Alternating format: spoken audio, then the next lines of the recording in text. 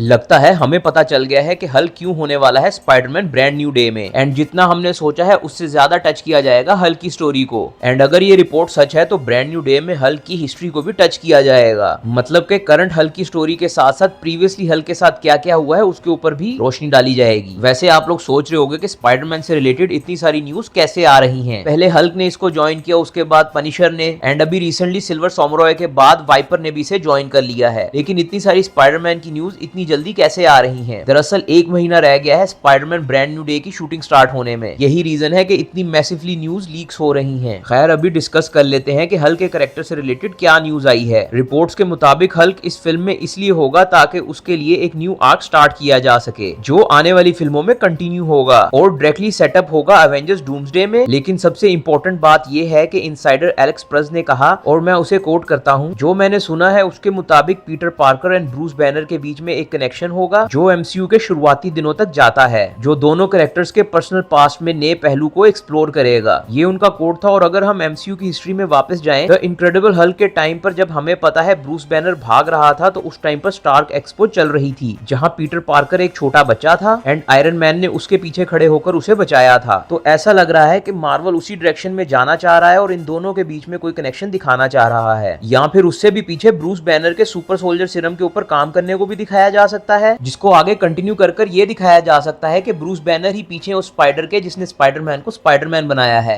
जिसके बाद हो सकता है कि इस मूवी में दोनों कैरेक्टर के ओरिजिन को भी एक्सप्लोर किया जाए, क्योंकि अभी तक हमने मार्वल सिनेमैटिक यूनिवर्स में इन दोनों कैरेक्टर के ओरिजिन को नहीं देखा है। ना ही इनक्रेडिबल हल्क में दिखाया गया था कि हल्क कैसे बना, एंड ना ही स्पाइडरमैन होमकमिंग में दिखाया गया था कि स्पाइडरमैन स्पाइडरमैन कैसे बना। तो ये फिल्म एक अच्छी अपॉर्चुनिटी हो सकती है दोनों के ओरिजिन को एक्सप्लोर करने के लिए। हालांकि बहुत टाइम से स्पेकुलेशन चलती है कि टोनी स्टार्क उस स्पाइडर के पीछे है जिसने स्पाइडरमैन को स्पाइडरमैन बनाया था। तो हो सकता है ये भी दिखाया जाए कि टोनी स्टार्क ही उस स्पाइडर के पीछे था, लेकिन उसको म्यूटेट करने के लिए जिस चीज को यूज किया गया था वो हल्क का ब्लड हो सकती है। ये सारी मेरी थ्योरी है उस कोट को देखकर, क्योंकि अगर इन दोनों कैरेक्टर्स के पास्ट में जाना है तो इतना ही कनेक्शन दिखाया जा सकता है, बिकॉज उस टाइम पे पीटर पार्कर एक छोटा बच्चा था। बहरहाल जो भी है, मैं काफी एक्साइटेड हूँ कि हमें दोनों कैरेक्टर्स के ओरिजिन देखने को मिल सकते हैं। अब साहब इतने सारे कैरेक्टर्स को आप स्पाइडरमैन में डाल ही रहे हो तो किंगपिन एंड डेयरडेविल की भी कोई जुगाड़ बना ही लो। अब आप मुझे कमेंट्स में बताएं कि क्या आप एक्साइटेड है इन दोनों के ओरिजिन्स देखने के लिए। इस तरह की और वीडियोस देखने के लिए चैनल को सब्सक्राइब कर लें। कंटेंट पसंद आया है तो लाइक शेयर कमेंट लाजमी कर दें। मैं हूं Nabeel Shahzad and you are watching Nabeel verse.